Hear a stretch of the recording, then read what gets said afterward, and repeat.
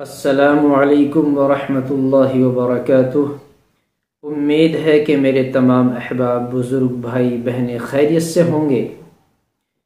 देखिए, आम तौर पर आजकल की ग़िज़ाएँ बहुत ज़्यादा कमज़ोर हैं, गर्म हैं। इससे क्या होता है कि ख़ासकर हमारी माँ बहनों को लकोरिया की शिकायत हो जाती है। गांव देहात में कहते हैं कि कमर कटती है।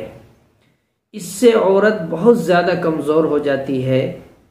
औरत के जिस्म में खाया पिया नहीं लगता, सेहत बहुत कमज़ोर होती है, दिन ब दिन कमज़ोरी पैदा हो जाती है, परेशानी बढ़ती जाती है।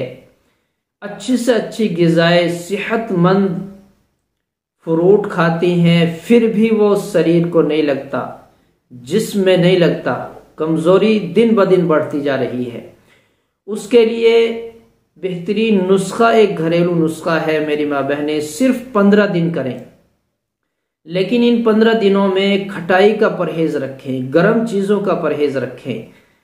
नुस्खा बिल्कुल आसान है, समझ लें और फिर इसको इस्तेमाल करें।